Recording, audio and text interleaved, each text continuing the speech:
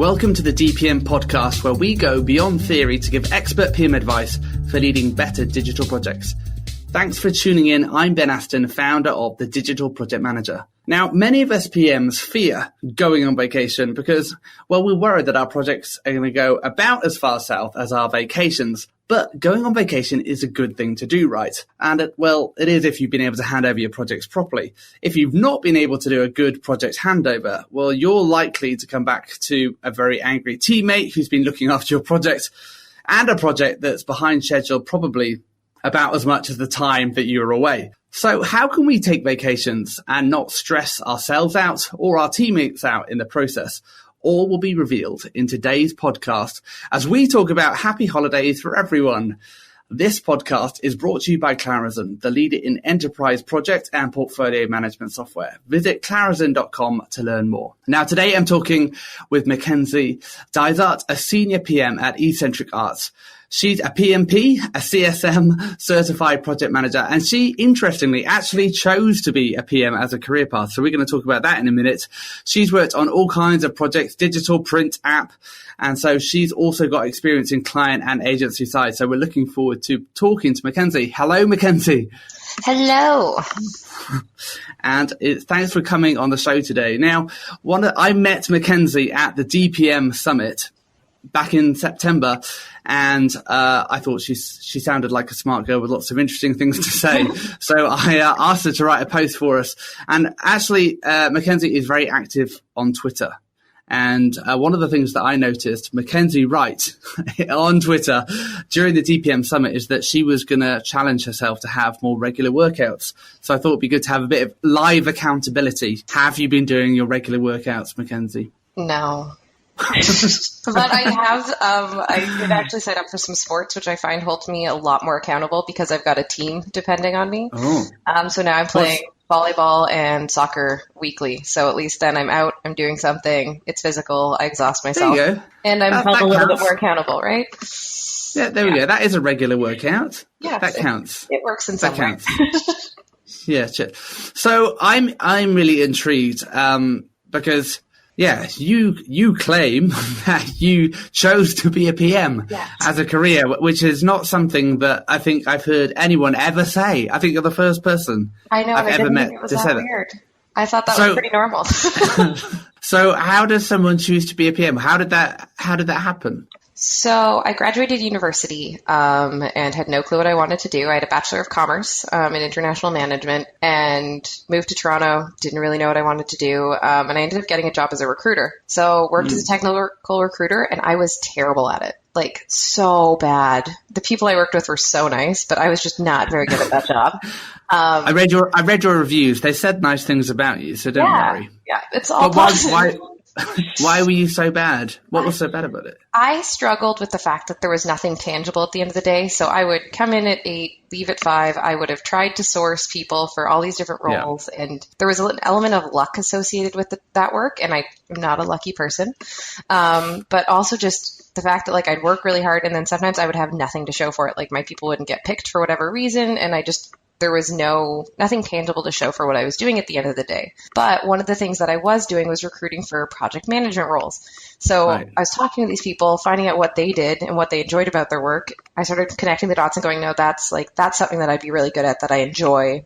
It kind of encompasses everything that makes me happy in life and gives you a tangible output at the end of the day. Yeah. So I ended up leaving the recruitment company I was at, and I went back to school at Sheridan College, and I did a post-grad certificate in project management. So that gave me an 8-month crash course into everything that was project management, scope management, time, all that stuff, all the kind of the technical and theory behind it.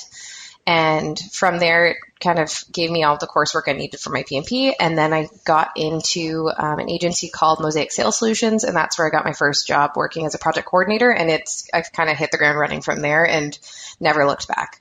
It's one of the most rewarding jobs, I think. I get to work with really intelligent people, help them succeed. And then I have something to show for the work that I'm putting in at the end of the day. Yeah.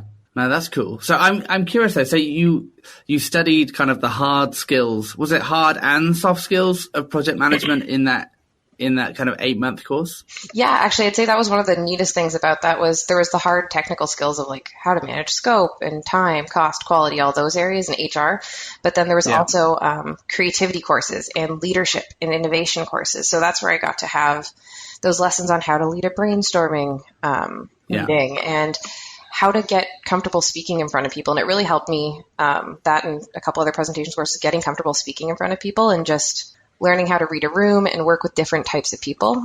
So they did a lot of work on the soft skills as well to help you succeed, which I think was one of the neater aspects of that program because I got to do it full time for 8 months. Awesome. Mm-hmm. So I'm also curious, like there's not many people who at your stage of their career have worked both client side and agency side. And to you, I mean, obviously you're working agency side now, so you need to be careful what you say. But what, what would you say the differences are as a digital PM? And why have you ended up agency side rather than client side? I think there's a lot of similarities that people don't always see, and then there's the differences. One thing I would say about working client side is somehow you still feel like you're treated like an agency, at least where I was. We were still the center of service for digital. So it was different business lines within the company reaching out to us and going, hey, we need this, this, and this, and us having to turn it around and act almost like an internal agency. But there is the mundaneness of always working on the same brand. And that was one of the things that kind of drove me back agency side was just having the change of pace of all the different projects, all the different clients, their needs and their requirements. I know it's a little chaotic for some people, but I enjoy the change of pace and keeping my brain going. I think the best way to describe kind of project management in like a vague term is that it's kind of like waitressing. You've got all these different clients that you have to manage their expectations, like how quickly they're getting stuff, if things are going to be delayed, setting those expectations, getting the right requirements as you're going, and then also making sure that they pay the bill at the end of the day. So it's really juggling all of that, and it's something that I find rewarding and challenging, but in a good way, is the jumping of different brands and different requirements, different people, keeps things interesting. Yeah, so tell us what kind of projects are you working on right now? So right now I'm really focused on kind of website redesigns, working with some nonprofit clients as well as profit clients, and just we redesign or we manage projects for both WordPress and another CMS called Kentico, and then just managing kind of websites for clients. We've also got some SLAs that I support. I've got about 3 or 4 clients and then all their sub projects underneath there. Cool. Mm-hmm. And now you're obviously qualified as a PM. You've done lots of different things, and I'm curious, what did you find? What have you found most helpful? You've got your PMP, you've got your CSM, you've got this certificate from Sheridan College as well. So, I mean, there's a lot of disdain among the digital PM community for certifications. Yeah. But I'm curious as to someone who's actually got some. I feel like lots of people say that who haven't actually got any. So I'm curious for your perspective. What's your point of view on PMP, CSM, project management certifications? Yeah. So I did work as a recruiter. So this is where this all comes back into play. Is I understand the necessity of keywords. That was one of the main drivers behind getting my PMP. Mostly was. It's a really easy factor for people just to discount you. As you move on further in your career, that's less the case. But especially since I was just starting up, I wanted to make sure I had everything that I could to support myself. The PMP is tough in the sense that it's really geared towards large scale projects like engineering and like IT infrastructure. So that's where I struggled mostly because I had to write the coursework that I did in my post-grad certificate. That was really helpful for setting you up for the PMP. It gives you all the coursework you need, teaches you kind of by the book what you're supposed to know and how you're supposed to think. But the interesting thing about the PMP is they don't let you write it until you've got so many hours. I think it equals out to like 2 or 3 years of experience before you can write the exam. So you kind of undo all your thinking of, how you're supposed to do it versus how you would now do it. So it's a bit tough because there's a lot that's hard to relate to as a digital project manager when you're doing the PMP, but it does have some sound basis in terms of how to manage change, scope creep, budgets. Like there's earned value reports are pretty helpful. I know we like to use burn down now with agile projects, but a good earned value report is still very helpful for showing where you're getting to. So I think that one, it has value in, especially when you're just starting out, it doesn't hurt. if you've already got the project management experience, I don't think it's necessary, but it's definitely a really good starting point for someone who's just starting out in their project management career or thinking about it. It's definitely a good way to get an understanding of what that looks like. Yeah. For the certified Scrum Master, I think that's a tough one because realistically, that certification is just making sure you're human. Is the best way I can describe it. It was a 2-day course where we just worked on our soft skills. And soft skills are really important, so I think there's value in that. But it's one of the easiest exams I've ever written because it was only 30 questions. And I think you can retake it 3 times. Yes, and I'm pretty sure you can Google them too. So it's more just about learning the soft skills and the practice. So that's where I think if you take any sort of leadership or facilitation course, you can kind of balance that out. But again, having the certifications helps differentiate you from other people if you are on the market for a job, like kind of trying to find a new position. And especially if you're moving outside your general network, if you're moving locations or just outside your close-knit network and you don't necessarily have the connections, it's really helpful just to separate you from everybody else is to have those letters behind your name, essentially. Yeah. No, I think I tend to agree, like particularly on the certified Scrum Master, which I did. Mm-hmm. And I couldn't, to me, it seemed a bit like a kind of money-making thing where basically, you just have to turn up and you'll pass. Yes. Where the PMP, you do actually have to learn stuff. And the confusing thing about doing PMP is that they'll give you these multiple choice questions and they all sound like kind of reasonable things to be doing. And it's just that there's a particular sequence that the PMP says that you should, or Pinbox says, okay, do this, then do that, then do that. I mean, you'll do all of them eventually. It's just that they want you to say do it in a very particular order. Yeah, and then the best is the 25 fake questions that you don't know don't count. Like there's 25 questions of the 200 that don't count because they're test questions that they're trying to see if they can add to exams in later years. And I had one on mine that, because it's an international organization, right? So they all get translated from other languages sometimes into English. Right. And there was one word that changed the entire meaning of this question. And there was no correct answers unless I changed that one word. And then there was one correct answer. And I'm like, I'm going to make this assumption and also hope that this isn't a real question. It's getting there. But yeah, for the CSM, I just picked the one that was the least expensive and still included breakfast and lunch. Yeah, that's good. I didn't get breakfast or lunch with mine, so you did well there. Yeah. For about $1,000. Did you pay about $1,000? Yeah, I think it was $1,100. Yeah. Oh, and breakfast and lunch, not bad. Yeah. So, I searchave around. I had requirements. My requirements for food. Yeah.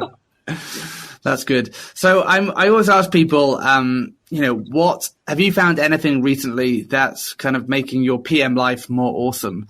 Any tools or tech, or what's getting you excited at the moment? Right now, we've actually been, so internally at ECA, we are in the process of identifying new project management tool. So I wouldn't say I found one tool yet, but we're in the process of trying to identify a new PM tool. So I've been demoing all these things and trying to figure out what works best, what do I like, what don't I like. So that's taken a lot of my focus right now, but it's really interesting to see how different companies have created tools that kind of do the same thing, but slightly differently. Yeah. So what's in your shortlist right now? I think the one we did demoed last week was 10,000 feet. And then I can't remember what the next one is coming up. I'm really bad at name dropping tools for you, but I don't remember. So you're looking more at the like resource management, time tracking kind of stuff. Yeah, we've made the assumption or kind of come to the decision that I think everybody does is that from a ticketing and development perspective, there's no getting away from one system just for that. So we're sticking with Jira, and then we're trying to find one system to kind of house everything else. Because right now our project management, like scheduling versus resourcing versus time tracking, is all in different tools. So consolidating would be a very nice change for us. Yeah. Well, there's loads of good tools out there. Yeah. So that's I expect so many tools to choose from. Yeah. There's like Resource Guru, Hub Planner, Float, all good options as well. Yeah. Good stuff. Well, let's move on to talk about your article and what I remember. I think probably my most scarring memory for me was one time when I went on vacation, And I thought I'd had a really good handover with my account manager. And I thought I'd given him what I thought were really, really clear handover notes. And I felt good about it. And he was like, don't worry, I've got this. We were good friends. The guy's called Paul Finch. We're still good friends. And but somehow when I came back from vacation, not only had the project not gone forwards, but it had actually gone backwards. And it had gone backwards more than 3 weeks. I think I'd gone away for 3 weeks. And the project had just kind of like gone back to project initiation. And we were supposed to be at the end of the project. So this will either make you feel good that your project handovers have never been that bad, or scare you into never taking vacation again. But I'm kind of, holiday season or vacation season is kind of upon us. We're kind of going into Christmas. And I think actually this is one of the trickiest times of year to do handovers, because often there's no one really to hand it over to. Yeah. Everyone's going away. But let's pretend it's, a normal situation where, there's someone to hand over your projects to. You talk about in your post, doing a project handover, and you talk about using different templates. So I'm curious, talk us through these different templates that you would use, because I think the really important thing that we're trying to do as we're handing over a project is making sure, the other person really understands like the current state and where we're trying to get to, and kind of managing all the expectations and all the knowledge that we've got while we're away. But obviously, we've got loads of information in our head. So talk us through how you manage that process of not giving someone too much information, but giving them just enough. So I think it really depends on kind of the organization that you work in. I've had to do really, really detailed handovers where sometimes the handover has been more work than my vacation. Like, it wasn't worth the vacation, which isn't ideal. So I think it's all about figuring out that balance and understanding how much knowledge the people already have. So I tend to know what's going on with other people's projects because we talk about them a lot as a PM team, and I think that's really helpful. And that's where sharing as a team regularly helps mitigate some of that risk, I guess, is the fact that I already know kind of just of like which projects are going well, which ones aren't, for other teams. So then when you're picking someone who has to cover for your project, you can pick someone who's got more time or got some easier, less stressful projects on their plate if you can. And it's also just helpful to have someone who's kind of been in the thick of it, or they've worked on the client before or something where they've already got some background knowledge. I think that's always really helpful when picking someone to cover. And then when it comes to the template, that's really dependent on your internal systems. I prefer higher level. So I provided 2 templates that you can access through the Digital Project Manager.com, and it's there's one that's an Excel or like a Google sheet basically, and it's really good at showing a couple different projects at once, high level, what's going on, what the budget range is, what the status is, what phase you're in, what the key next deliverables are, and any other just notes that you need. I find that pretty helpful for especially maintenance projects or not overly intense projects, and also really helpful when you're not going for a long time, like 3 weeks. If you're just off for 1 week and it's like, hey, okay, Monday we've got status. By Wednesday they're going to expect this, and Friday please send an end of week update, and that's kind of all that needs to happen. And these are the things that they're expecting to get done. And this is the budget you've got to work with for the week. When you've got a more detailed project that's or kind of cumbersome and you're gone for a while and they're going to need a lot more background information, there's a more detailed Google Doc version. And that's where I really get into who your point of contact is, what's the best way to reach them, where all the files are for your project. I think that's one of the keys, is for anybody to be able to find documentation or anything that they need on your project while you're gone. Having it all in one place and organized is great, but you need to be able to find it too.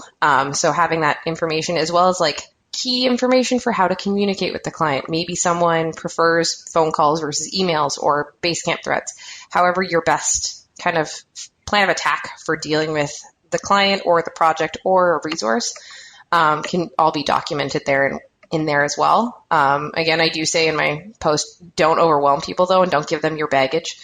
So that's also really important, is just give them what they need to know, but give them as much detail as they need to succeed, and write it in bullet points. Bullet points are easier. Don't write a story because nobody's going to read that. So make sure everything's in bullet points and short sentences so that they can find it, they can find the information that they need, or if it's not all there, they can find it in the document that they need elsewhere that's supporting in the wherever your project management documentation is stored. And I think one of the things is I've actually recently been on the receiving end of a project handover.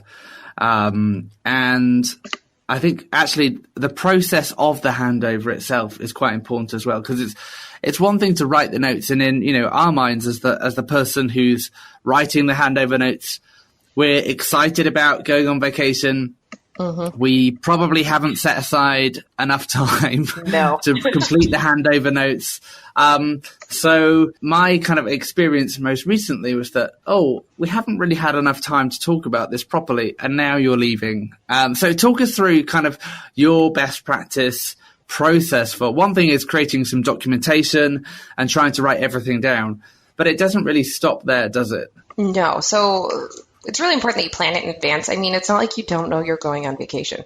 I know they sneak up on us. For some reason, as project managers, we can plan a lot of things, but for some reason, us planning that we're going to be out of the office is like the scariest thing in the world. But plan it in advance. You know you're going to be out of the office in a month. Start talking about who's going to cover it. And when you do know who's covering, I say at least a week out, if not more, if you can, have the initial onboarding meeting with them, bring them up to speed, and have them CC'd on communications that go on after that. Invite them to status calls if they want. Just give them a chance to catch up or kind of see how the project flows before you're gone, so that they can go, oh, hey, why did this happen? Or, oh, is this how you do this all the time? Or is this a special case?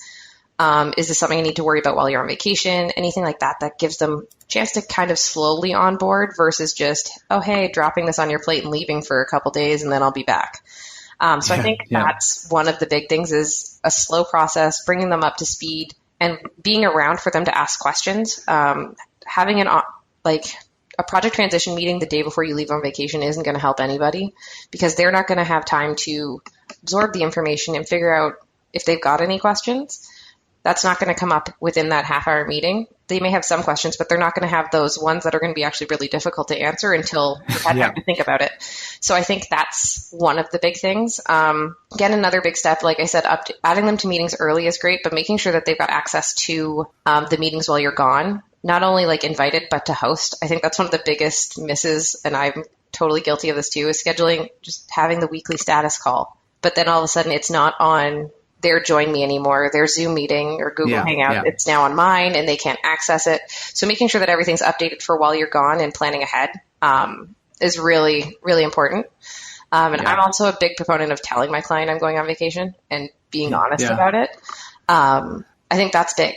Like, let them be prepared for it, because worst case, they're going to go, oh, hey, you're not going to be in the office. We'll try and hold back on things, or we won't have anything big come through. Then we'll overload you the week before you go away. But at least then the big difficult stuff they'll try and work with you to make sure that it's a lighter load for everybody while you're not in the office. Yeah. I think the worst thing to do is a sneaky one where you're like, I know the client's going to hate this. So I'm not going to tell them, or just hope they don't notice. And then as the person taking it over, the client's like, where's my PM and why don't you know anything? I will never forget. When I was client side, we were working with an agency and the PM just stopped answering my emails, but also didn't have an out of office. So I don't know if what happened was the out of office got set up, but it was, you know how sometimes you can have it only set up for internal employees versus for everybody. Right, yeah. I think that might have happened, but at some point it would have been a week and I hadn't heard back. We were expecting a deliverable, and all of a sudden I'm like, okay, I'll just email everybody else I've ever talked to at this company until someone gets back to me. Like, oh yeah, she's on vacation. I'm like, oh, that would have been nice to know. Over communicate, share. Nobody's going to be mad at you for taking vacation. If you've got a good relationship with your client, they're going to be just as happy for you. Yeah. And I think so much of this does come down to good communication, right? Because what we're talking about is, as we're writing the handover notes, is that we're not just writing handover notes, but there's, the communication is the back and forth and making sure that the person we're handing over to understands what's being asked of them and what's expected. And I think that's where often things fall down. It's that we think we've written some good handover notes and they make sense to us, but that's because we've got all this background knowledge and we understand the bigger picture of what's going on. So making sure the other person understands is, for me, the critical component of, a project handover that actually works. Yeah. But especially those like communication points where it's like, okay, the client's going to expect an agenda on this day. The meeting notes have to be posted this way. Like however your usual process is that you take for granted because you just do it all the time. Sitting down and writing down, this is how I do things, is really helpful for the person taking over for you, for sure. But I mean, if you're honest though, do you actually work on vacation, Mackenzie? I have once had to get on a computer and forward a file, which was my own fault for not having access to something or not giving someone access. But otherwise, I'm pretty diligent. The one thing I will admit to doing, though, is I will just check. I'll scan my emails as they come through. More so just to make my life easier when I get back so nothing surprises me. But I don't answer emails. I'm pretty adamant that I'm away for a reason. And I also tend to make a point of like going out of country and out of Wi-Fi zone, so I can't be contacted anyway. Yeah, I think that is a good tip. I would always say a great tip for when you're going on vacation is to say, I don't think I'll have internet connection there. Yeah. And actually, in Canada, we can say that quite confidently, and people is actually very believable that you could go somewhere and there'd be no signal and there'd be no Wi-Fi. I mean, that's the great thing about Canada. There aren't many places still in the world where you can go where that would be, fair game. No. Come to Canada if you want a vacation with no internet connection. Yeah, you go out to the East Coast and you'll just lose you'll lose access to even cellular data at some point. Like, it's great. Canadian telecom. Cool. And I think so much of this really though is about good project documentation as well, right? Because I think if we, if you leave it, and you said this, plan for your vacation well in advance, and part of that is beginning the documentation well in advance.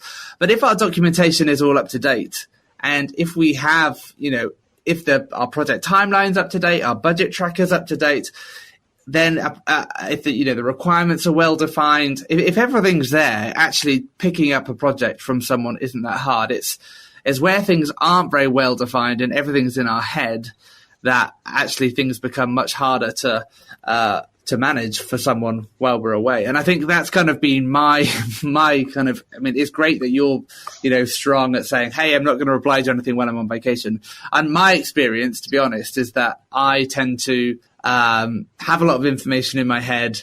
And so it's very hard for someone to pick it up. And then I'm just like, when you're kind of following the email thread and you're like, this person is really not understanding, I'm going to step in here or I'm going to have a disaster to clear up when I get back.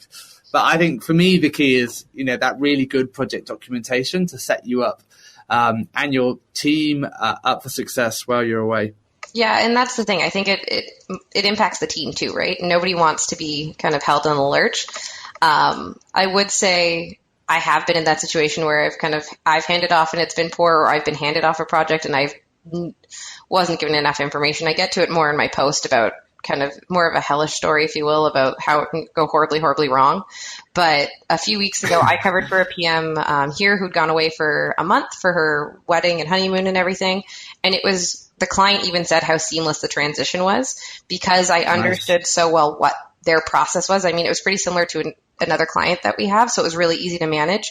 But I was able to step in because I knew what those key touch points were. And even if I didn't have the necessary background on why some decisions were made, the team did, and they were able to fill those gaps because I could reach out to them. And they knew their PM was going on vacation, so they knew they were going to have to fill some gaps. But it was a really seamless transition because I knew what those key, and it's really a lot about communication. You've said it already a few times, so have I. It's really about those key points of communication, saying this is when they're expecting these updates, this is how these decisions should get made, and where all the information should go. And it was a pretty seamless transition. So good transitions do happen. And that's kind of what I'm trying to do with this book is it's a thing. It's real. It's not a unicorn. You can do it. You just all have to work together. Yeah. Awesome. Well, Mackenzie, thanks so much for joining us. It's been great having you with us. Thanks so much. It's been wonderful. And if you'd like to go on vacation, well, write some good handover notes. But if you'd like to contribute to this conversation, if you've got any horror stories to share about handovers, maybe you're in the middle of one now, comment on the post or head over to the resources section of the digitalprojectmanager.com to join our Slack team, where you'll find all kinds of interesting conversations going on there. But until next time, thanks for listening.